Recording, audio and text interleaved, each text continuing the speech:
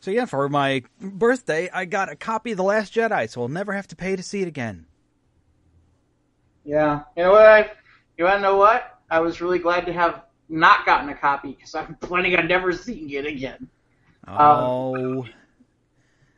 No, it's the haters. It's all the discussion, all the online discussion has made me like it even less. I need to look past it. There were some really great moments in it. I don't want. We're not going to make this movie about. We're not going to make this movie about Star Wars. We're not going to make this discussion today about Star Wars because we have something else to discuss. Well, we could. I mean, I gotta. You and I obviously have a difference of opinion. I mean, look, was I entertained for 2 hours for Last Jedi? Yeah, I was. Do I think it's a good Star Wars movie? No, I don't. And honestly, Mike, one of the reasons why I'm annoyed by it is literally, to me at this point, here is the life cycle of a Jedi. You're picked when you're young. You learn all this stuff. You right the wrongs of the universe. There's a little bit of happiness. Then you go and get your successor, who turns out to be some sort of evil baddie. You feel bad about it. You go off and live in some unknown, forgotten place in all the galaxy. And then it's like, oh, woe is me, and act like a little jerk bitch. And then after a while, somebody comes along and is like, okay, here's my time for redemption. That's like, really? Well, Luke has always been wishy-washy like that. Yeah. His whole life. When am I going to go to Tashi's Steak and pick up some power converters? Why do we want to do this? We're wasting our time. Oh, I can't go with you guys down on N4. I need to go see my dad. It's like, and then the Jedi school he built burned to the ground. So he felt ashamed and all that. That's just how Luke is. This is Luke's story. And every moment that Luke was on the screen, I was grinning like an idiot because we had that nostalgia, had those feels. I guess. Again, to me, part of my problem, yes, we got Luke, great. I think Luke matured, and I don't think that that's really what would have happened with Luke. There's some other things that I just don't. I just sit there and I bang my head against the wall when I see them. Like you have R2-D2 and Chewbacca who essentially sit on that island and do nothing for 2 hours practically, which doesn't make any sense. Poor Chewie almost ate a porg. He almost got to eat a porg. Now he's vegan now. 3PO is practically non-existent. These are characters that you can't figure out something to do with them. I mean, you really can't. I mean, seriously. Right. I mean, I understand you want to showcase new characters and move in a new direction, but it's like you can't figure out how to showcase characters that really, in reality, may still be around after Episode 9, because these characters like Chewbacca and C-3PO and R2-D2 probably still going to exist and still be available if you wanted to go somewhere with them. But again, this is where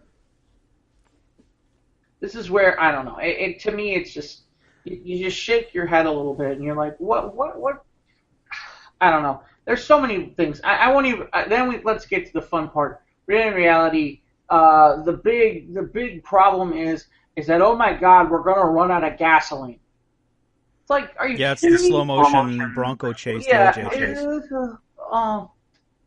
Seriously? I mean, this is your badass idea for something that's supposed to have a wow factor? Yeah, and then they go to Planet Vegas, the side quest, and that took way too long than it should have. The problem is I actually liked that part. That was one of the few things. The entire Finn sideline story is actually one of the few things that I enjoyed. I know everybody else was like, oh, what was that there for? And I'm like, no, that's actually one of the few things I actually liked, was all of that stuff on the casino planet, and that there was a whole side thing, and there was actual growth in the character and all that. But really, in reality, I don't know. I just don't. I mean, I won't even get into the parts let's do this. The whole thing in the throne room is just, I don't even understand. Okay, you killed Snoke, Great. Yeah. Why? He why was one of the most interesting characters. Well, it goes beyond that. Okay, you killed Snoke. Why would the Royal Guard then attack Darth Maul? Why? Isn't he the next in line? You mean Kylo? Attack him.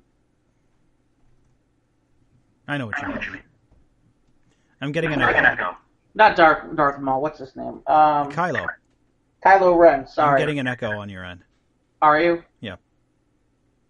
But no, that was a cool fight scene, though. That was kick-ass. Seriously, I think that's the only reason that was there. I think that's the only reason it was done is because, it'll be a cool fight sequence, even though it makes no logical sense. I don't know.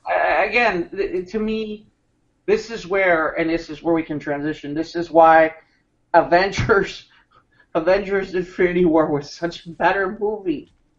I mean, it's like, can they borrow the Marvel guys who seem to get it, who seem to understand how to write a movie?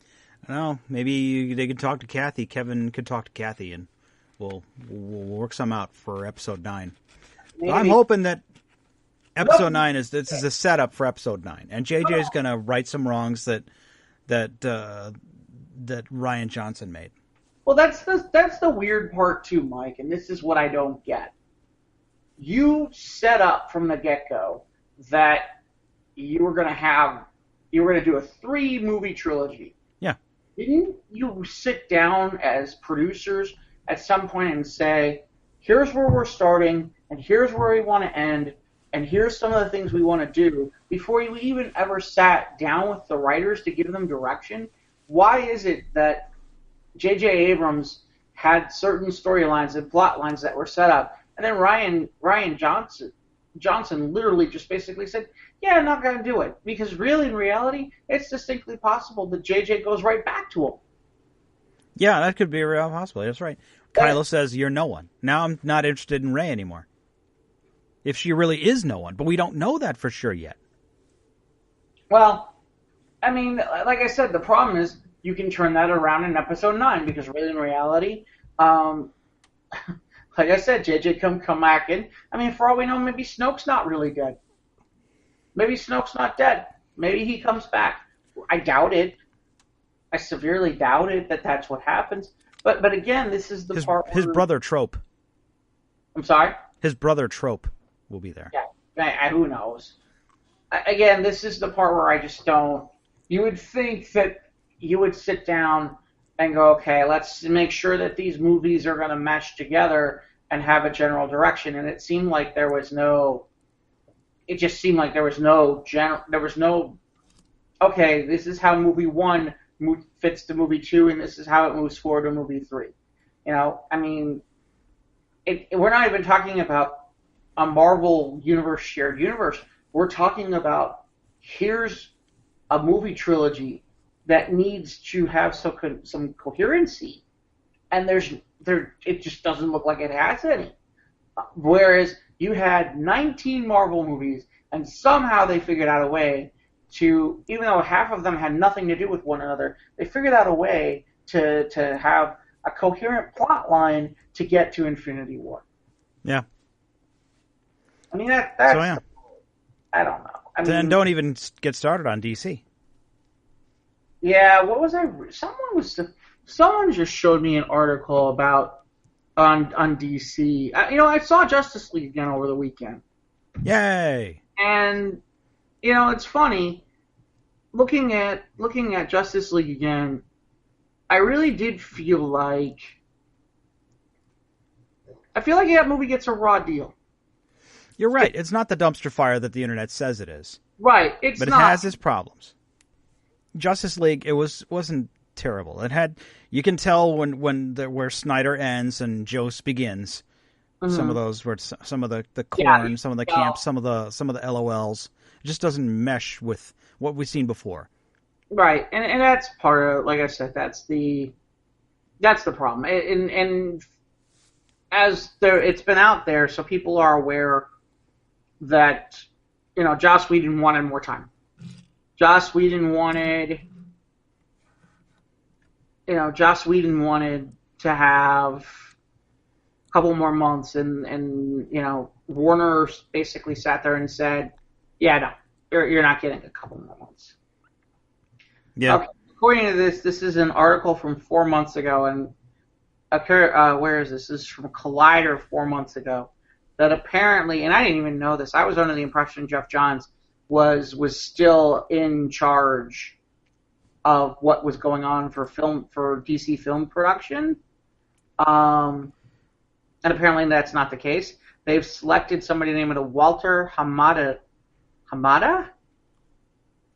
And he was previously shepherding hits as The Conjuring, Annabelle, and It. If this is really true, I guess this is the case. Well, congratulations, you put Jeff Johns in an advisory role. Why would you? Oh God. Why would you do that? Why would you bench the one guy who actually understands your product? This is asinine. No, it's you're right. It's with the thing with Warner Brothers and DC, it's too many suits looking at Marvel and saying, we need to do this, we need to do that, and the Justice League should have been 2-3 years down the line, not last year. Infinity War in 4 days has already made all the money that Justice League has made in 119 days. Yeah. The box office mojo. That just is very telling. Yeah. 10 years of investment. Well, and that's part of it too. I mean, one of the things. I mean, here's part of it. Here's the biggest thing to me. There's a story that's out there, and I think you've probably heard this one. I don't know if you have, or I think you have. Where when they were doing the original Iron Man, my understanding is the original villain was supposed to be like the Mandarin. Okay, and Stain was not supposed to be the villain for the first movie, and Mike Miller, who is they brought in all of the comic book people to see what was going on and to kind of look at the script and see what they were doing and all this stuff. And I'm under the impression it was early in the production, and my understanding is like, Jeff Loeb was there. Bendis was there, and the big one that the story revolves around is Mark Miller. And if you're not aware, Mark Miller is the guy who did Kingsman and Wanted, and has done a lot of those different pieces. Okay. Hello. Hello, Ivan. Hi, Ivan. Hey. How you doing? Sorry, I was running behind. I was driving. All right. I'm glad you're not driving. Yeah. So yeah, Mike. So basically, Miller is one of the, and he's the guy who created Civil War, the books, the Civil War book. Right, the original comic. Right, the comic. He's the one guy who literally is sitting in the room, turning around and going, "This Iron Man movie's not going to work." And literally, that's how they changed up Iron Man. Yeah, and they made one of the best superhero origin movies from Iron Man 1, and the success of Iron Man 1 is a result of where we are today.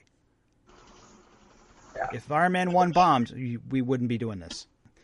Friday night, like I said, I bought these tickets in March, and I had a bunch of my buds in my row. We had like half the row, and it was an event. We cheered, we laughed, we cried, and then we walked out, and I said, I need to see this again. So Sunday afternoon, after I dropped off my sister to the train, I went and saw it again last night.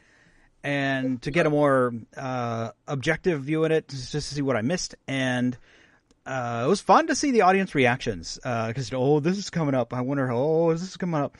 And it was entertaining in that regard. But it was, I'd say it's in my top 3 now. It's not my number 1 Marvel movie, but it's in my top 3 now, for sure. And my bottom 3, obviously being Iron Man 3, and Doctor Strange is down there. I watched Doctor Strange once in the theater, and I bought the DVD, never watched it. It sat on my shelf.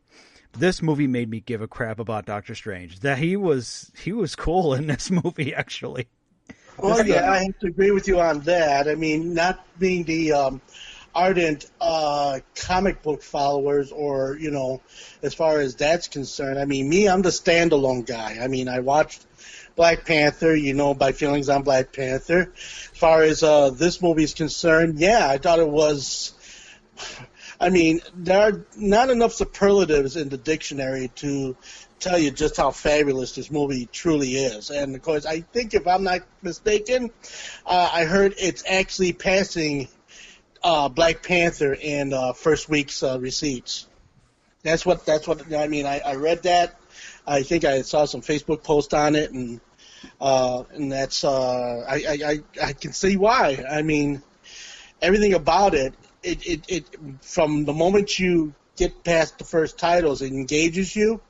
The visuals are stunning. The storylines, between being serious when they were serious, funny when they were really funny, and and there are points where it didn't take itself. I mean, where it needed to take itself seriously, it did, but when it didn't need to take itself that seriously, it came off very entertaining. And the running length, it's not like you sat there for 2 hours. Yeah, you're not looking at your watch. No, everything just kept going. It was just this rapid fire succession of great action, great special effects, clever dialogue, good character build on the parts of all the characters, and of course towards the end when the certain members started to fade away into the dust, and the people, making reactions of, oh my gosh, and why is that happening? And, and of course Black Panther, no! One kid in the back of the theater says, I hate this movie. Yeah, I had, after my second screening, when the house lights went up, there was one woman a couple of rows in front of me. She was just sobbing uncontrollably during the credits. Wow. It's like, yeah, this had that gut punch. It's like you're getting punched in the gut, and then that was a little funny. Oh, another punch in the gut. Yeah, it was great. A great emotional ride is great. Like I said, these emotional investment of these characters over the last 10 years and how they all fit together. Like what Jeff said. I mean, this film editing was superb, and the effects were great. Now, when I first saw it the first time, there's one scene with the CG. One scene with Gamora and Thanos in the throne room, and I thought that the CG is like kind of not finished, but then I saw it the second time, I'm like, oh no, that looks good. Thanos looked good. He had to look the part. This was his story. Yeah. Yeah. Well, I've talked about this was a Thanos movie. Yeah. In some regards. Look, let's start at the beginning. Yeah.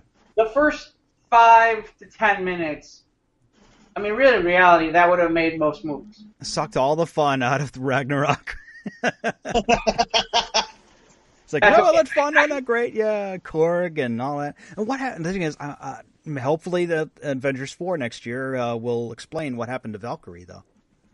Well, so there's talk that apparently there were more than just Thor that got away before all that happened. So that may be the case with Korg and with Valkyrie. Yeah. Mm-hmm. Hey, man. But, I mean, really, you're talking about within the first 5 minutes, you've got... We lost Heimdall and Loki. Oh, about spoilers, by the way. I mean, that was a devastating scene. Yeah. When here it is, you had the two factions being pitted against each other, and you're like, okay, who is it going to be?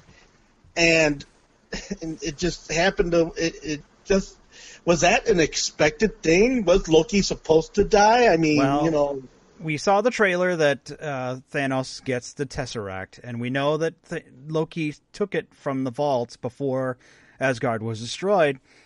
But we had the feeling like Loki's not just going to give it to him.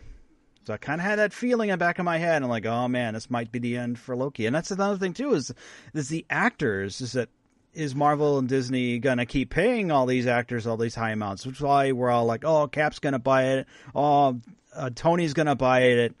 But no, the first one to go was pretty much a villain, but like I said, Ragnarok was a good setup for this. At least it was a contrast, but it was still a great setup. I figured the new money from Disney I think it's going to afford them a lot of room to do a lot of different things because, Disney has a reputation, lately, not always, but Disney as of late has, for the most part, exceeded the things that they did, especially since the fraction of Pixar and everything. So they got the money they got the deep pockets. You're right about that. They got the money to make a lot of things happen. And I think that's one, and not to say that Marvel didn't stand alone on its own, but now it's got all this fat cash, and I think they're going to take advantage of the fact that Disney's got the fat cat, and I think they're going to really, try to,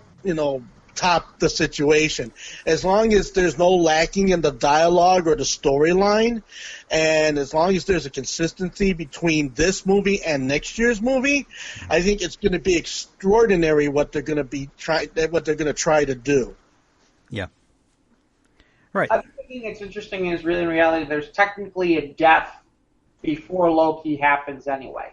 Yeah. Really in reality, the Hulk dies. Well, the Hulk goes in remission. He's got some PTSD from Thanos. Really in reality, it's like, like I said, that first 5-10 minutes is incredible because in any other occasion, okay, you got the Hulk, okay, well, we know how this is going to go. Except this time. Nope. Nope. Oh, yeah, remember that huge fight and how Hulk pretty much owns everyone he ever fights? Nope. Yeah. But the thing with Hulk that entertained me was the fact that he had his own personal deficiency in turning into the Hulk. I mean, you saw the weakness there, and it was just like he was like in a war with himself to become the Hulk throughout the entire movie, and basically was rendered almost useless until he gets into the, should I call it a suit? The Hulkbuster armor from okay, Ultron. yeah. So is that a Tony Stark invention? Yes. Yes, it's from Ultron. It's from the Avengers. It's from the second Avengers movie from Age of Ultron when Scarlet Witch affects the Hulk's mind and he goes on a rampage, and Tony Stark basically calls down for the Hulkbuster armor. Okay, now another question I want to address to you, gentlemen, and that is, okay, I know Spider-Man from off the bus, of course, the gratuitous, Stan Lee at the wheel of the bus looking back, and little moment and everything. Now, how does okay? Because I never knew. For me, I never knew that Spider-Man actually acquired a Tony Stark style outfit. You did not see Homecoming. You see, that's what all these films all fit together. Okay, see, that's why I need a little, bring up to speed type of situation because I haven't seen all the movies. So is it something where I need to go back and see all the movies to get a better understanding of this movie? Wouldn't hurt. So here's the deal. Let's take it a step back further, which is for people who are not aware, the Spider-Man armor comes from, ironically, Civil War, the comic book Civil War, in which everybody has to pick, like in the movie, everybody's got to pick a side, except there's a far, far bigger, far-reaching situation. Yeah, it's not just 10 guys fighting in an airport parking lot. Five in an airport. Yeah. But in that scenario, at the time, Spider-Man is a member of the Avengers and has a very, very... And by the way, Spider-Man at that point is the older Spider-Man, probably in his 30s. All the Avengers are aware of his deficiencies, his secret identity, and him, MJ, Mary Jane, and Aunt May are living in Avengers Tower.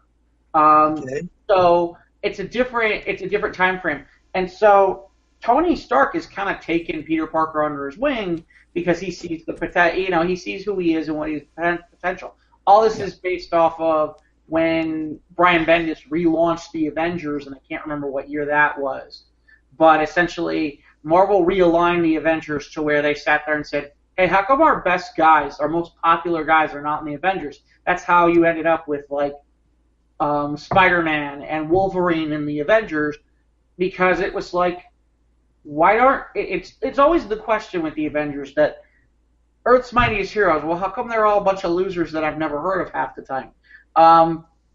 Versus when you look at the Justice League, it's Superman, it's Batman, it's Flash, it's Wonder Woman. It's their top. Really, in reality, when they did it, it was their top 7 characters.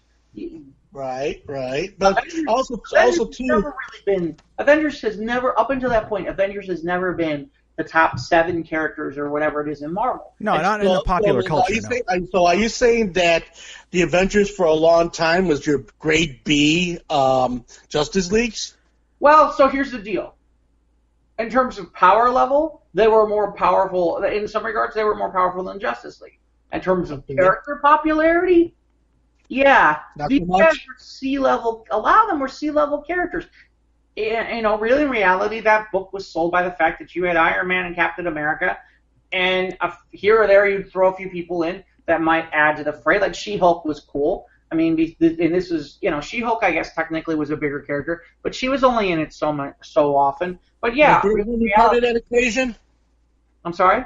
Was Bird Woman part of that equation? No, Bird Woman. Hawk Girl is DC. Okay, so never mind. All right. But the point, anyway, to get back to the point, when Civil War happens in the comics, Spider-Man is one of the first people who signs up for the Registration Act and reveals himself as Peter Parker to the world. The other thing that happens is that Tony Stark designs a brand new Spider-Man suit for him that essentially is called which people dub the Iron Spider suit, which is the difference is the color schemes are different. It's more red with gold, but a lot of the same knickknacks that you saw in the movie, like those extra legs that come popping out, like they did. All that was from the comic. The difference is all that nanotechnology that songs were on that were on Tony's suit, comic and not inherent to the previous movie situation. Right. Okay. So the point is, Ivan, the answer to your question is that when Homecoming happens, Tony Stark develops a new suit, which is that Iron Spider suit. Okay. And it's at the end of Homecoming, and everybody's really, anybody who's read the comics is geeked up because they have a pretty good idea what that is. But like I said, obviously, if you're watching the trailers, you see that he's in that suit from the end of Homecoming. Yeah. So most people knew that was coming. All right. But yeah, I mean that so it goes that far back. It's something where it definitely is a treat for the fans. Yeah. I'm curious. Okay. I'm curious when the second Spider-Man movie comes out, which ironically, my understanding is the second Spider-Man movie is going to be the first movie after Avengers 4. Avengers 4. Which has not been named yet. Yeah. So it's going to be see. Okay, so here I got something I was thinking about while I was sitting here while you guys are busy talking, and I was listening, but it just kind of came into my my thought, and that is I've watched the other Spider-Man movies, previous Spider-Man movies, the ones that they were making and they ended up coming one right after the other. Now, does any of that story treatment play into that whole Homecoming and/or no? That's an entirely different situation. No, they rebooted entirely for Marvel.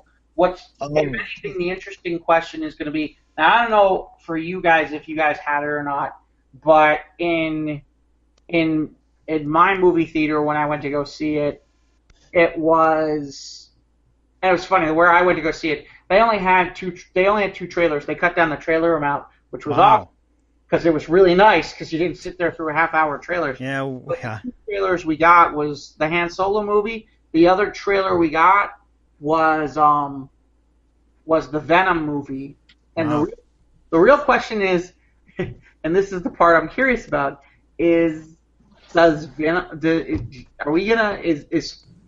Venom movie looks interesting except for the one obvious question, which is where's Spider-Man?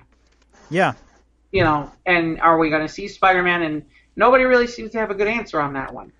They say Tom Holland will have a part in it, but I just don't see how you can have a Tom Holland, or not Holland, how you can have a Venom origin movie without Spider-Man. And that was one thing I was waiting for, during waiting for Civil War, it's like, how are they going to tie in the symbiote? Not symbiote. How are they going to tie that to get to landing on Earth? But wouldn't that seem odd though? Because isn't Spider-Man and Venom are like arch enemies of one another? That's right. Mm-hmm. So how can you have a Venom movie without Spider-Man? How can that be then? That doesn't make any sense. If you're going to go ahead and have a standalone Venom movie, that means only one of two things. One, there's going to have to be Spider-Man's going to have to make an appearance somewhere, or two, Venom's going to have a new nemesis from someplace. Yeah. Well, no, Venom's going to be the key character. So really, in reality, Venom is going to be kind of almost more of an anti-hero. My understanding is that I can't remember what other movies they're talking about. What is this? Let me see if I can find the Sony slate. I know one of the movies they're talking about that's going to be part of their quote-unquote Spider-Verse is Civil Sable with Black Cat. But I can't remember. Shrug. What else there is. Well, yeah, that's the thing, Ivan, because Spider-Man is on loan from Sony. Mm-hmm. And Sony owns the rights to that. That's why we got the Andrew Garfield Spider-Man movies after the Tobey Maguire Spider-Man movies. Mm-hmm. I see what you're saying. Okay, so basically it's all about paperwork. Okay, I get it. That's why, That's why everything happened the way it did. Okay. Yeah. Because I was sitting here trying to, because of some of the Spider-Man movies I've seen, I was sitting there trying to find continuity, and when I saw the Avengers, and I'm thinking, my gosh, he's advanced so much, but then of course me missing out on Homecoming, I guess I missed a key part where it all kind of, connects A to C. And Civil War, which is where Spider-Man had his first appearance in the MCU. So basically, I'll have to watch both. I have to watch Civil War and Homecoming in order to get, the A to C. I get it. All right. Well, then I'll just have to make it my business to rent it, and then I'll have a better grip on this particular conversation. So, because I have a friend who skipped around in the MCU. Like, he didn't see Winter Soldier, but then he saw Civil War, and he doesn't understand the relationship between Steve and Bucky. Okay. These are all tied together, and they did it so well. So deftly, and it wasn't like I said, you weren't looking at your watch. The action kept coming, boom, boom, boom, boom, boom. The beats kept coming hard, and it was an awesome thrill ride. A fantastic film. Loved it. Loved it. Yeah, the ferocity of it just was so leveling, and then just everything they threw everything they could possibly in it to make it just this exciting, stirring. Thrilling vehicle, and it was just it comes right at you, and it never stops coming right at you. And Jeff, I have a question. Mm-hmm. Yeah. What didn't you like about this movie? I think in some regards the ending was not as good as I would like it to be, and here's why. It was, all right, you're going to wipe out half the universe. Okay, so you wipe out Spider-Man, you wipe out pretty much all the Guardians of the Galaxy, you wipe out the Black Panther, and okay, that's cool, but here's the problem. The problem is, all those characters have movies that are slated to happen after the two Infinity movies for the Avengers. No, I likened it to the end of Empire Strikes Back. I guess here's the thing to me. Where my problem with it is this. If you had sat there and been like, okay, we're going to knock out Captain America, Thor, and Iron Man. Yeah, everyone thought all the A-listers from the earlier Avenger movie, they Right. were all on the chopping block. Well, the point I'm getting at is, at least with those characters, there's a chance they might not be coming back. Okay? Because there's nothing that is listed for any of those characters upcoming in the next couple of years in terms of any of their movies. It seems like those movies are done. There isn't going to be another new Iron Man movie. There isn't going to be another new Captain America movie. There isn't going to be another new Thor movie. So really, no Guardians of the Galaxy. No, Guardians of the Galaxy 3 is slated for 2020. right? It's already slated. I mean, the movies that's my point. The characters that they magically had disappear, all are characters that, okay, they're all slated past the second Avengers movie. So it's like, okay, they're coming back. I mean, even Doctor Strange. Doctor Strange is already coming back for another movie. Okay? It's like every character that they chose. Now that would be, actually, now that I think about this, They have to return. For the reason being that if they have this continuity happening, okay, they've all disappeared from this movie, all right? But then they're slated for future movies, so that can only mean one thing, and that means when the movie next year comes out, they got to make an appearance someplace, either in Hulk or in Punk. How are they going to right the wrong that Thanos is right, wrong? but and I get it. I guess that's the part where it's like, okay, you're going to have these deaths, but they're not really deaths, and they're not really gone. So there's a part of me where I'm kind of like, yeah, I'm not. And it also makes you figure, why did they do that in the first place, knowing that they're going to make the return? Well, I know why they did it. I mean, it adds some drama, but to me, okay, I can see the drama. But when there's certain people like me who know, okay, there's no way Spider-Man, Doctor Strange, pretty much the entire Guardians of the Galaxy, yeah, I mean, and Black Panther are not coming back, because really, reality, after the second Avengers, after the fourth Avengers movie, guess what? They all have movies coming. So to me, I'm kind of like, okay, I kind of wish it would have been characters that maybe you'd sit there and go, okay, maybe that character might not come back.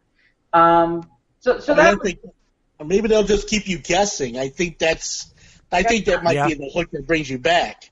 Yeah, I guess, but I'm not. Chris Evans has said officially that after Avengers 4, he's done. I hope not. I hope not, and here's the reason why I hope not. And this gets into, there's two reasons I hope not, and one is I very much would love to see a Spider-Man Captain America movie where the two of them work together, because if my understanding is correct, the way Sony's deal is with Marvel is that Marvel has to put in a major character with Spider-Man from their side, with him in whatever movie it is. This past one was Iron Man. So the question becomes, who is it that they're going to put in with Spider-Man for Homecoming 2? And if there's no Captain America and you're not going to go Iron Man again, which is possible, you could go back to Iron Man again. You could. Yeah, it could. There's an Ant-Man and a Spider-Man. Yeah, I mean, you could. Or who knows? Maybe they might put in both and give double the firepower and make it a trio. Well, I don't think they will. I think they're only going to pay one, and that's unfortunate because I don't think it's going to be Captain America. That was the charm of Spider-Man: Homecoming. There were smaller stakes. That was fine for the friendly neighborhood Spider-Man. Let him take care of his little problem in his own little world in New York. Right. Yeah, but the other reason why I'd love to see another Captain America movie is, well, I guess we can talk about this. Apparently the Red Skull, not dead. Yeah, I checked on IMDb, and Hugo Weaving is not credited.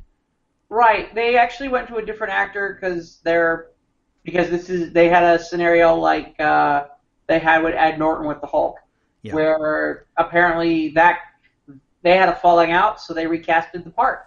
Yeah. It sounded like Hugo Weaving. But would I like to see another Captain America movie with modern day, with the Red Skull in modern day? Yeah, I would. I think that would be awesome. I would love to see that, but I don't think we're going to get that either, which is unfortunate. But again, this goes back to what I said earlier about Disney's money, and anything could be possible at this point. It's just a matter of getting the factions all in one spot, and Marvel has when they put that kind of thing out there, I mean, before the Disney money, yeah, that might have not been the possibility, but seeing that Disney's involved in it now, I mean, I think the possibilities are boundless, and who knows, there might be totally different configurations in the next few movies that we might not even see coming, because they can do that now because they've got the buying power, and who knows, maybe Marvel might negotiate with Sony and say, hey, maybe we'd like to buy out the rights to the actual character from you guys. Yeah, that's not going to happen. Well, you never know. You can't say never, because as you guys know, they're commodities bought and sold like any other commodity. They just got Fox. Yeah, well, but I think Fox is different than Sony. Sony still wants to be in the movie business, and they've seen what that deal that they signed, that Marvel signed with Sony for Spider-Man. Yeah. Sony knows. Sony knows that really in reality it's like they have a gold mine. They have a moneymaker, of course. Why would they want to let it go? I get it. They're not gonna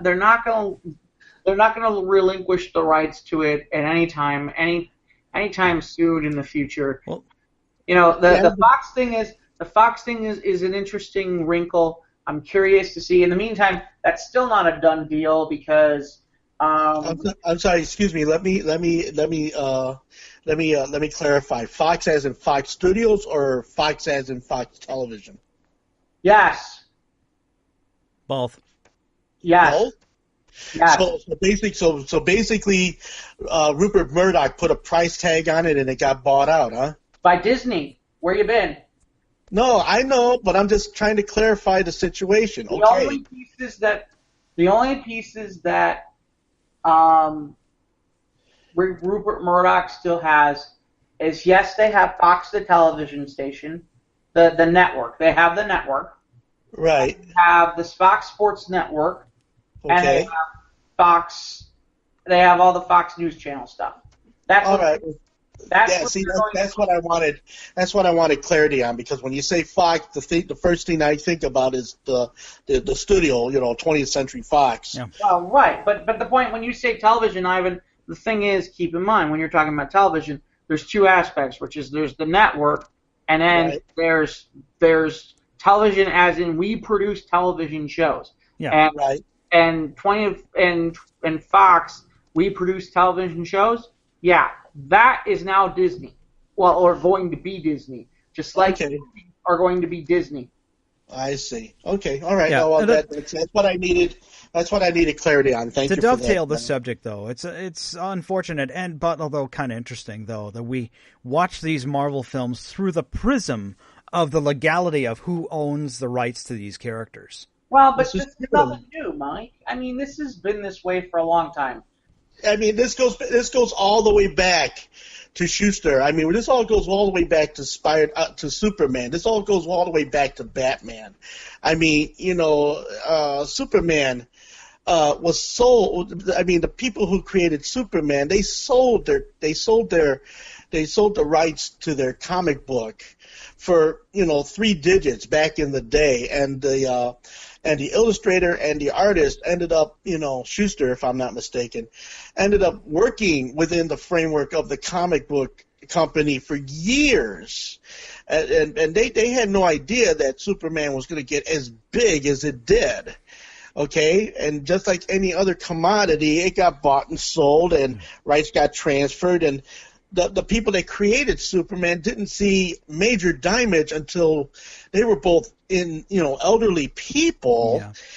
And that was because Warner Brothers reached out to them and said, "Hey, you guys, we're not even scratching the surface. You're at least talking about a property that's out there." Yeah. Well, I mean,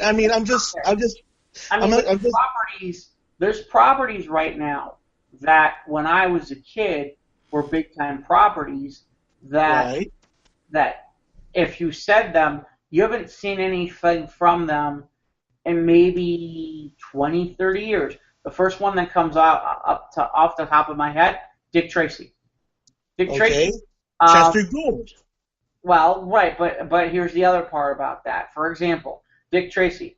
Tribune, when I think Dick Tracy was, I don't remember the exact year, but Dick Tracy, there was a period of time where Dick Tracy was going to be, I think it was the 50th anniversary of Dick Tracy, and Tribune Media wanted to do one of those type of shows, like they used to have, like the Hercules shows and that kind of show for Dick Tracy, where they would get it, put it out there syndicated. And my understanding is that they were really, really far along, to the point of where they were really getting ready to launch when they got a phone call from Warren Beatty, who still has rights to create one more Dick Tracy movie, still to this day. Okay, all right. Now, speaking of, you're talking about...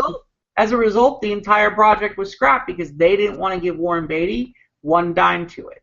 Okay. I mean, and the fact that, Chester Gould, we're talking about a landmark comic strip started in the 30s that was ahead of its time with everything that was about it. And the Warren Beatty movie was not its first go-round on celluloid. I mean, UPA produced a cartoon. Fat people? What? Celluloid that was on fat people? No. A celluloid. Cellulite? Yeah, fat people. Oh, jeez. Anyway, but like I said, it wasn't their first go around on celluloid. I mean, UPA art studio, before it went out of business, did a series of rather now considered politically incorrect cartoons, that were featured on Channel 9, when Ray Rayner was doing Sergeant Pettibone, when he was starring the Dick Tracy cartoons back then. And Columbia also made a short-run theatrical in black and white, which for some reason got lost to the ether. And, Dick Tracy was concerned. I mean, he kind of, came in spots in certain areas, but, not until the advent of the Warren Beatty Madonna, motion picture that it ever was brought out in such a huge scale. That was a response to the Batman movie. Right, exactly. That was their way of saying, well, here's what we got. And did it have the 1-2 punch? Well, that depends on the people who watched the movie. I mean, some people said it was cool. Most people said it was kind of hokey. The whole... What? It was a good soundtrack. Oh, it was a good soundtrack. I'm not knocking the fact that, Madonna as Breathless Mahoney being in the movie, and then whatever, orchestrations and songs that they used throughout the course of the movie, made up for a great soundtrack. No slouch there. No, we're supposed to be talking about Avengers. Yeah. Okay, well, if we're talking about Avengers, I think the score was great. The dramatic moments really, there's two moments where you get the feels. And I was very moved with a lot of the music in the Avengers. See, this is what I was getting back to, talking about soundtrack music. Yeah, the Avengers movie was filled with many, many great orchestral moments, that touched you, that moved you, that propelled what you saw on the screen along in such a way that it made it more prominent that in your viewing of the motion picture. I mean, your score, because like in Star Wars, you got some of those moments. But I noticed that like in this particular movie, and then of course like in Black Panther, the music is very is figured very prominently within the fibers of what's happening within the film's frame. So we all had probably a short list of characters we thought were going to bite it, and they didn't. And Gamora was a surprise for me. I thought Nebula would be the one, because she's the one obviously who wanted the revenge. She'd be the one who'd be first to rush headlong into it to try and kill him, because that was her goal through the entire second Guardians movie. I was surprised with that part where, she just gets thrown off the cliff, although he was obviously, feeling probably the only time he actually felt anything at all for anybody. That was such a conflict there. It was just such a nail-biting conflict. You're just like, is he actually going to do that? And you're like, wow. Yeah. Yeah, that was that hit pretty hard. Yeah, that was good. Yeah. And they didn't screw around, man. They were going to pull all the stops. Yeah, and they did lots of gut punches in this movie. Yeah, all the feels. That's why it was the great contrast between. I go back to Ragnarok because it was, I think, the most direct successor to this, because it pretty much ends where this movie picks up. So we had all the ha-ha-has, all the LOLs. And the LOLs were, like what Ivan said earlier, the LOLs were well distributed where they were needed, like when Thor met the Guardians, and a little bit of Tony Stark versus Doctor Strange, like that dynamic, how they came to an understanding. And we still had the protege Spider-Man, and yeah, it was like I said, it was probably it's my top 3, and it was fantastic. That's all I can say. I'm done. Yeah, I'll give that 4.95 yeah mans. Yeah, I can't really think of anything that I disliked about the movie. No, I can't either. And again, based upon a standalone guy like me, who is just seeing it for the pure joy of seeing it for what it is, without connecting it to anything else. And as the narrative of a comic book, I mean. Right. It was through that. This is how comic books tell stories. You have the big fight scenes. You have the dramatic moments. You have the dialogue and exposition. So it's a great storytelling, great characterization. Exactly. It was a great character build. If there was one character I didn't like, I don't like Teen Groot. I don't like Teen Groot. Why does that not surprise me? Go ahead. It's language on that guy. That's a character where I think that I don't know. Maybe it was, I think it's just a reflection of the youth of today. I mean, he's got his head in that game the whole time, but the one time he puts it down is when he answers the call and creates the handle for the Stormbreaker, and that was super cool. That was his defining moment. Yes. Well, like I said, I just think. I don't know. Like I said, I just was like, you know what? I'd have been okay with Baby Groot a little bit longer. I know that they've gotten him past that point. And in fairness, I would have liked to have seen Groot be older than where he was. Because really, in reality, and this is the other thing, people are still not 100% certain where some of these movies fall in. But it's distinctly possible it's been long enough that Groot could be past his teen years. But I'm not positive on that. I did find another thing that was amusing to me being the fact that it seems as though Tony Stark has not watched a major motion picture in the last 40 years. Yeah. I knew who Squidward was. I can now sit there and say that was one of the best laughs out of the crowd in my theater both times. I mean, was when he says, well, "That means get lost, Squidward." That was one of the best laughs in the whole movie. That way. I'm talking about. I literally now believe that Tony Stark does not have a Netflix account. Doesn't have a Netflix account. Would you like me to explain this one? He's actually got a dialogue for this. Go ahead with it. Oh no! It dawns on me. Okay, so here's when it dawned on me. So at one point, Peter Parker's talking about the movie Alien. The really old movie. The very old movie. Alien. And Tony keeps talking about no more time for your pop cultural references. Yeah. He clearly doesn't know what Alien is. He clearly doesn't know the movie. Wait, it gets better. If you go back to Civil War, when Spider-Man's talking about the big walker thingies, Yeah. and Iron Man is not, and Tony Stark is sitting there like, what is he talking about? I have no idea. How does he not know that that's Empire Strikes Back? Because Tony was too busy Having making weapons and Having sex with Pepper living the Potts. Playboy life instead of To watching be watching, movies and such. movies or television. Tony Stark comes across to me as a workaholic. It's like he's always into something. Again, my point I'm getting at. Yeah. I am not convinced that Tony Stark has not seen a major motion picture in 40 years. 40 years! That's possible.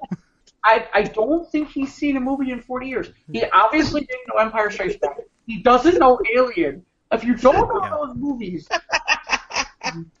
That's so funny, though. That really is so funny. I mean, and here's the thing. You could dismiss it if he was Peter Parker's age in this movie. But he's not. This is Tony Stark. He's in, like, his 50s. So, no, you can't dismiss this at all. It's like, where have you been living in a vacuum? I mean, I don't know when you were in a cave. Well, I think Tony would just perceive it as frivolous entertainment and escapism, where he's just living in the now. And you mean to tell me Tony Stark, for regular occasions, on a regular basis, would sit there and figure out a way to get in every freaking woman's pants? At no point in time did he have a movie on somewhere where he might have saw it out of the corner of his eye that he might go, oh yeah, I remember I was having sex with this woman? No. Come on. No. If he's watching television while that's going on, that must not be the most amazing date then, if he's watching television. Ivan, how many times if you put on like a movie that you knew you weren't really going to watch the movie, but at least you knew what movie it was when it was over. Even if you didn't watch the movie, you knew what the movie was. But what if you've never seen the movie before, and it was just like she chose the movie, and you chose the movie, and you've never seen this movie. Right, but you're not going to be dealing with the movie. You're trying to get to the action. Well, of course you're trying to get the action, but the point is you still remember that there was a movie. Yeah, well, put it this way: from a guy from my plateau and everything. Yeah, I'll throw the movie in, but I'll only get past the first few minutes if I'm getting busy. But Ivan, that's not the point. You threw in a movie. If you named off the girl, you'd remember what movie was in. You'd remember what. I'm too busy trying to get to the movie. I'm trying to get to the woman to the movie. Well, that's my point. Is if you sat there and I gave you the name of the woman, you'd sit there and go, oh, yeah, that movie was on. Okay. That's what I'm getting at here. I'm telling you, Tony Stark has no concept of anything TV or movie for the last 40 years. Yeah. Yeah, I doubt Tony Stark would have gone to see this movie. No.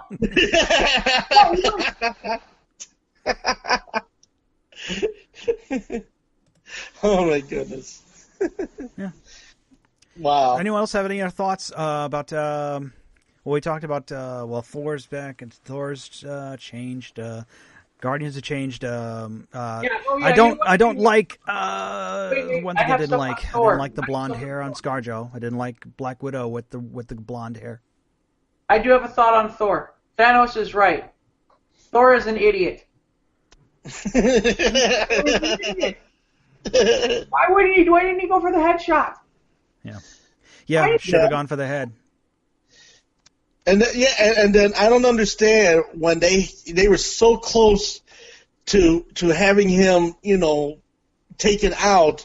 Why would he go ahead and just do what he did? Other than just let's expand upon the action a little bit more to have him do something stupid. Who, Thor? Well, yeah, I'm not Thor. The guy, Star-Lord. That was when he had the realization that Gamora was dead. Yeah. That was a great revelation. Yeah. And that was a great tragedy that they almost had won. They almost got him. Yeah. They almost got him. And then Star-Lord, What Mantis and Nebula alluded to the fact that Gamora is gone and Star-Lord lost it. That was a great scene. Yeah. And how? Well, it's funny, that scene where they're doing that and they almost got the gauntlet off. Yeah. Isn't that like Mike, isn't there a scene like that in the original Infinity Gauntlet? Isn't there a splash page where where there's something like that where they almost have it off like that and then it goes to hell? Sure there has been. I think there's one like that. But yeah, I thought the Star-Lord stuff with him and Thanos was interesting. I thought it was funny. I like the part where he's like, the boyfriend. You know? Yeah. I like to think of myself as a long-term booty call, Titan killing. It's like, he's like, I like you. I'm not killing you. I like you. Okay, well.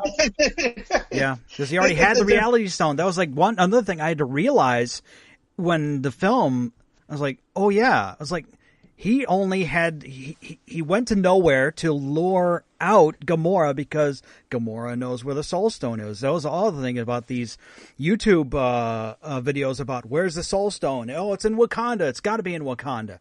Nope. Yeah, no, that was a nice twist. Yes. That was a nice twist because no one saw that one coming. No. Where it was. Because we've had, we know where the Space Stone was. It's too bad we didn't see what happened. Xandar's gone because that was the first stone that Thanos got. Was at the end of the first Guardians movie is where they stored away the Power Stone, the purple one, Ivan. That's for you. Okay. They put it away in that vault. Glenn Close put it in that vault on Xandar. Right. But we never saw Thanos destroy Xandar to get that stone.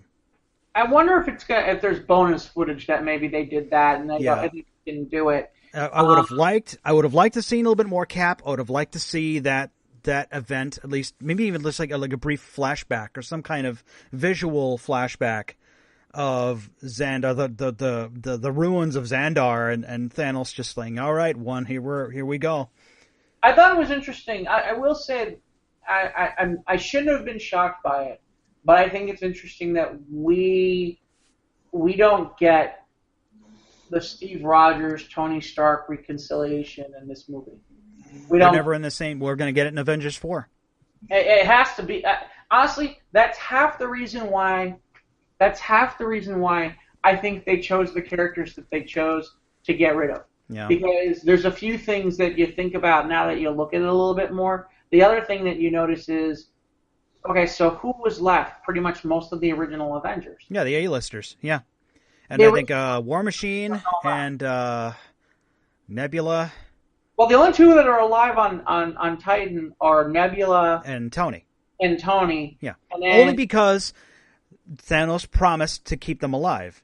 It's like, give me the stone, and I'll, give me this, or give me the stone, and so will live. And they both lived. But it's interesting because really, in reality, when you stop and look at it, it's like not one of the original Avengers from the original Avengers movies died. Not one. Just Nick.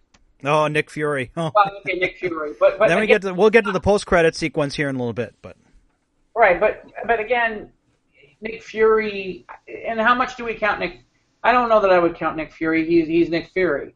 But yeah, I was kind of surprised, and in some regards, it was interesting because they kind of split everybody off, and it worked. It worked but there were times where I was like, okay, what's going on with this group? I'd rather be. I almost felt like there was points where it was like, can I switch which group I'm watching right now? I'd rather be watching this group. Like to be able to go on demand and go, no, I don't want to watch this. No, I didn't have that feeling at all. I did. But the thing about it is that's the point of it. Okay. They went ahead and they sent them in all different directions. So it kept your face to the screen and wondering, okay, where are they going to end up next? Or who's going to fight with who next? Or who's going to be in this scene next? But it was always... That was the best thing about when the movie ended. Despite all the anguish, the only thing on your mind is, when is the next one? Right. Exactly. You want more. Because they left that there for you to say, yeah, I want more. I want to find out what happens to them.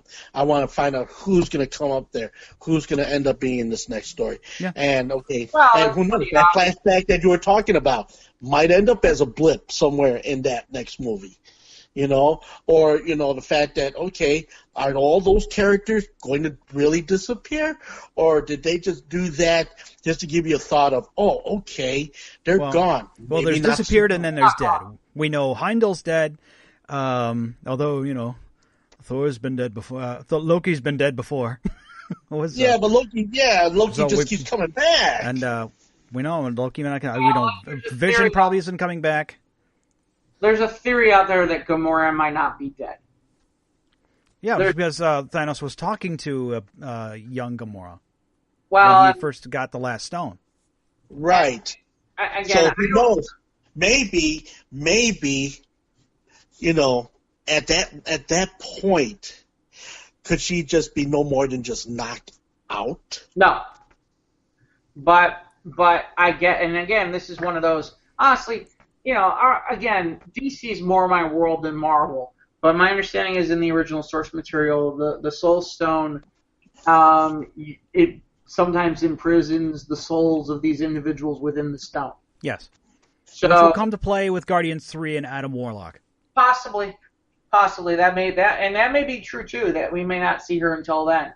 I don't know. Like I said, it's interesting. I'm curious what the rationale was, the choices of who they kept alive, and who was dead for the start of the fourth movie.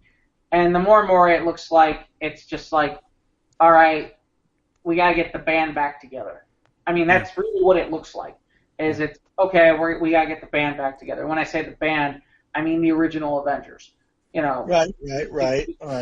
That's where you're at. Although it's funny because in reality, you got to get the band back together. But oh, by the way, you have a crazed raccoon who likes to fire like big weapons, and he's with them too. So Yes, the great little scene there between Rocket and Bucky was great. Yeah. So there's the post-credit scene. I had to go look it up because I didn't recognize what the symbol was. Oh, come on. I didn't. I did. It's really funny. When I first saw the symbol, I'm like, are they bringing in Nova? Well, that's true. Nova is kind of, it's similar. But yeah, I knew, we knew. I was like, was this the surprise? They're going to bring in Nova? But, as soon as I looked it up, I'm like, oh yeah, that's true. I don't know, we might get a Nova movie in a few years. Who knows? Who knows?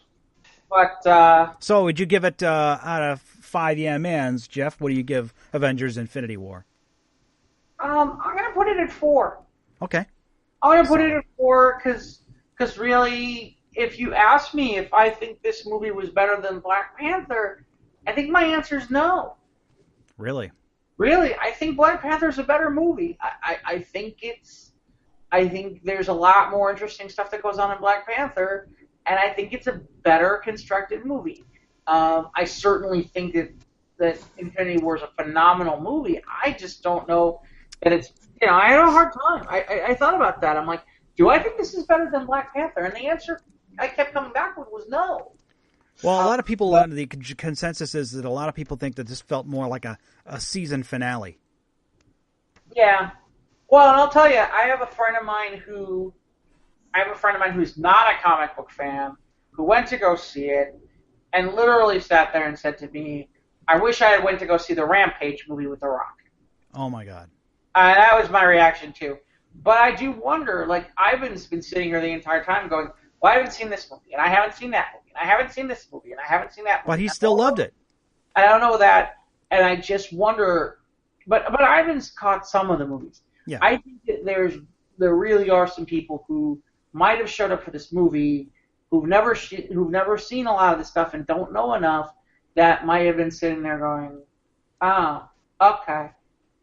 Well, okay. Well, based upon what I've seen, like I said, I saw Black Panther, and Black Panther for its unified, cohesive, straight down to the barrel, type storyline, no holds barred presentation of a singular story, because that's what Black Panther was. It was a singular story. And it was a good piece of world building, too. Exactly. And of course, unlike watching the Avengers, where you see certain factors from different places, you know, be portrayed in the movie both with integrity and you know, just good storytelling, you know, and just everything good about it. Now, you know, maybe I might have felt differently had I seen the other movies before it, but as far as me seeing it on its own merit, it was a tremendously good movie to me. Now, would I go against Avengers against Black Panther? No, because Black Panther and Avengers are two distinctly different deliveries of a story. See? So, I mean, for my opinion, okay, yeah, Black Panther is great for what it is, and Avengers is great for what it is. So what do you give it out of 5? Who, me? Yeah. Well, I already told you I gave it a 4.95. So it's 5, just round it up. Okay, so 5. But I give it a 4.5. So other things to mention real fast. Again, there are 2 more pieces to this puzzle that may reveal certain aspects, so here's where we're at if you're looking at what's next for the Marvel universe. Not talking about Fox movies or not talking about Sony movies, so the next part, Marvel. Right? The next thing is Ant-Man Wasp, and that's on the 6th, and obviously and that trailer drops tomorrow. Another trailer. Right, and my understanding is that's going to be before what happened, what we saw, and then I just looked to check. I guess Captain Marvel's coming out in March of 2019. Yeah, and I get the feeling that's just going to be an origin story, so we're not going to get any resolution until Avengers 4 after these events. Well, obviously there's going to be some backstory as to why he's calling. Yeah, why Nick is holding the thing and how he sends the call to Captain Marvel. Question to you guys. Okay, I don't know. This might be just totally rumor. As far as, like, you know, Captain Marvel is concerned, is there a Miss Marvel movie in the works? No. Okay. There is a Miss Marvel because Miss Marvel became Captain Marvel. Captain Marvel used to be Marvel, but then... Right. Yeah, that's too confusing. That's probably one of the reasons why they're making Carol Danvers Miss... Captain Marvel. Is they know they can't... And their timing's interesting, too, because when is that Shazam movie coming out? I think May of next year. Maybe June next year. Could be April. They might push it ahead just to get some cash in before Avengers 4. But yeah, they've filmed Shazam. Okay. It'll be interesting to see how that pans out because of things that I've read, you know, via the social media about these things. And of course, I know we had this conversation before about gender swapping, you know, superheroes and such. Well, this is not a gender swap. Is just a woman taking the role of Captain Marvel, who was male initially. Oh, okay. Well, yeah. Okay. This isn't just like Jane Foster becoming Thor, becoming worthy of wielding the hammer. Now Thor is a girl. No, it's Jane Foster is now the God of Thunder. Good enough for me. I'm not seeing. I'm also excited about Incredibles 2. Yay, June. Yeah, we saw the trailer for that. Okay, yeah. Interesting. This could get confusing. So Shazam, ironically, is released a month after Captain Marvel. Yeah, they got to get the cash in before Avengers 4. And maybe hopefully take some wind out of Captain Marvel's sales. Yeah, well, okay, so... Anyway, as long as we're talking about 2018, so upcoming movies. This weekend, I expect the next 2 weekends. I expect it to be pretty much about all about Avengers. But the following 2 weekends in May is when this is going to get interesting because May 18th. Here comes Wade. Yeah, May 18th is Deadpool. May 25th is the Han Solo movie. And honestly, the more and more I see, the more and more I'm excited about the Han Solo movie. Yeah, this final trailer that we got for Solo, it finally looks good. I think it's been looking good all along, but that's just me. I'm one of the minority. I know Ivan mentioned about Incredibles 2. That's June 15th. It's interesting because once you get past Ant-Man and Wasp, it starts to kind of look dodgy. Yeah, because last year we had Ragnarok in November, and now this year we don't have a Marvel movie in November. Of the summer. No, in terms of the rest of the summer, I mean, like, for example, okay, so here's what you've got for the rest of the summer after Ant-Man and Wasp. Something called Skyscraper that I'm not aware of what that is. Equalizer 2. Hey, we'll all go out to see Mamma Mia, Here We Go Again, right? We're all in on that. I'll check my Fandango account and see if the tickets are available yet. There's another possible movie that I'm literally sitting there going, I'll wait for video. The Teen Titans Go movie should be amusing, but I don't know that that's something I want to see in theaters. I mean, I'm just... Wait a minute. Okay, all right. Now, Teen Titans Go movie. All right. Okay. Is this like the current animated Teen Titans Go, yeah. It will be an animated film. Oh, why? Because Cartoon Network didn't learn their lesson from the Powerpuff Girls movie. Are you kidding me? No. I mean, do you realize that their number one show is Teen Titans Go? Their number one show on their... Because trust me, Cartoon Network... That's because Cartoon Network in the last 5 years hasn't been worth jack. Well, that's because they've been trying it. Because this goes back to developing your own product. And right. I mean, they did everything in-house and basically cut their throats to save their faces. Yeah, I don't know what's on there these days, but my understanding... I've scanned it a few times on my phone, through Cartoon Network, because I also have Boomerang on my phone. Mm-hmm. And it's just, I sit there and all I do is shake my head. Gone are the really great creative things that made Cartoon Network such a cutting-edge channel. The same thing goes for Nickelodeon. And it's become a field of dross. It's really, it's totally talent sucking situations that have become both, Cartoon Network and of course, as you said, Nickelodeon. I mean, I haven't watched Disney XD. Yeah, and it's just. I guess, I don't know, for the fact that, I guess, did all these people run out of ideas? Or did it just become a situation where it's just business as usual? We'll throw it out there in the hopes that something sticks. I mean, gone are the great cartoons, Johnny Bravo, Ed, Ed and Eddie, Johnny Test, I mean, I could go on, but the thing about it is, I mean, I look at that, and then when they dumb down, and I'm sorry if I offend anybody, they dumbed down the Teen Titans because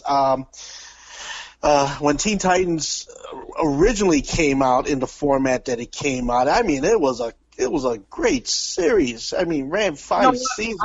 Ivan, kids love that show. Kids what? Love that show.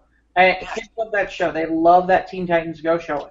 That's because they went with a demographic that was easily brought in. Okay, I mean, keep in mind, Ivan, they don't care about us when they're. Cartoon Network doesn't care about old people. Cartoon Network cares about bringing in little kids and little kids. Yeah. Well, then why would they keep on? Why would they keep on running things like Adult Swim at night? Well, but that's different. That's not for the kids, though.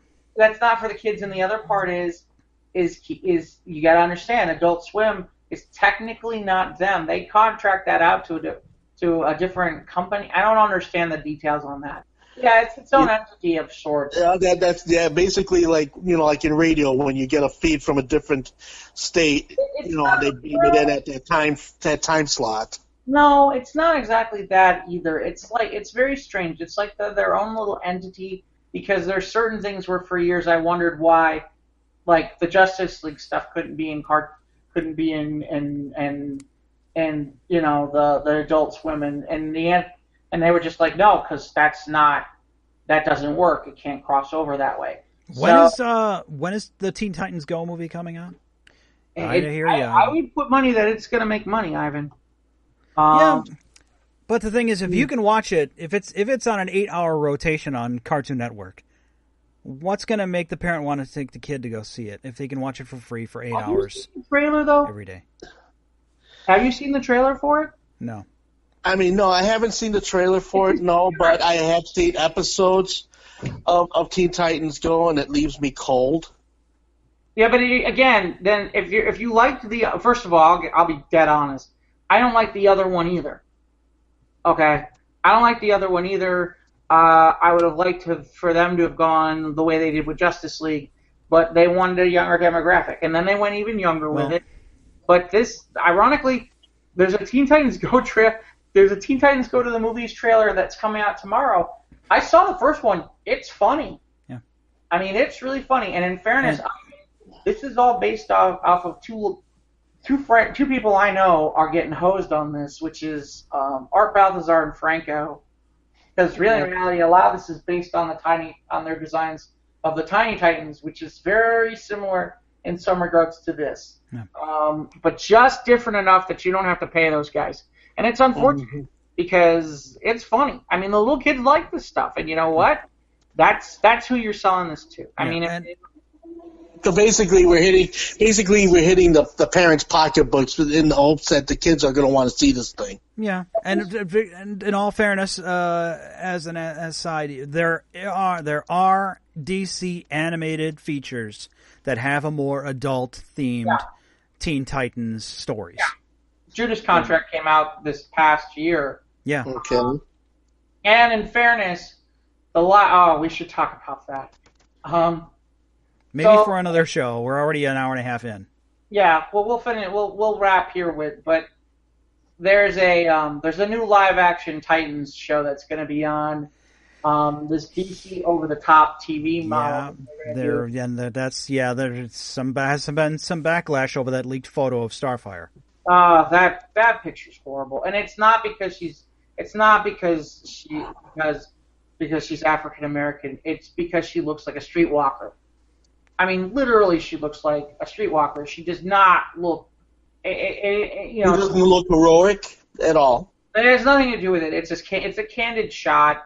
So I mean, and it was not during filming. It was off camera. Obviously, it was between scenes.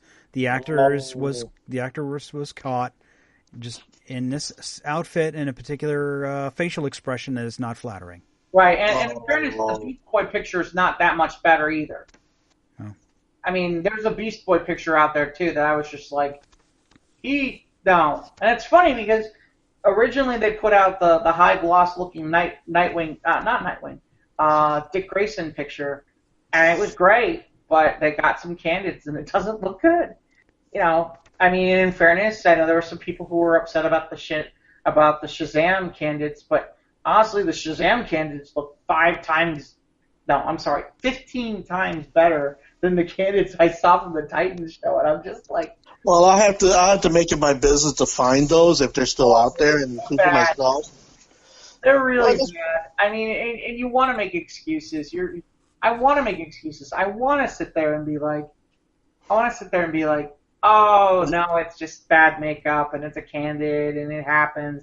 But you're looking, they're just having a bad day or something. Something like that. And the worst part is the actress then came out and made statements, and she made it sound like it was more a race-related thing. And honestly, there might have been some people who made it a race-related thing, but for most, unfortunately, true.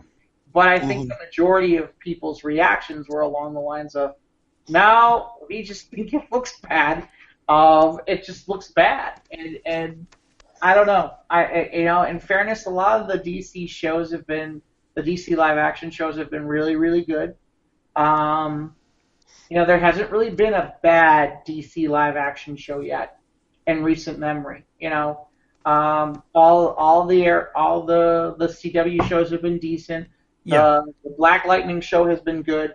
And I'll tell you right now, if you're not watching it, that Krypton show on Sci-Fi is really good.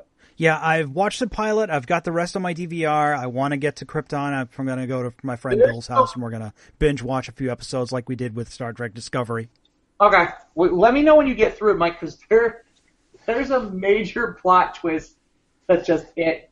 Not last episode, the episode before. And they reveal something else that I thought was very, very interesting. Okay. I'm looking forward to seeing. Honestly, like I said, I think I'm not somebody who's a big fan of Krypton stories. I'm a big fan of this. This has been interesting. Yeah.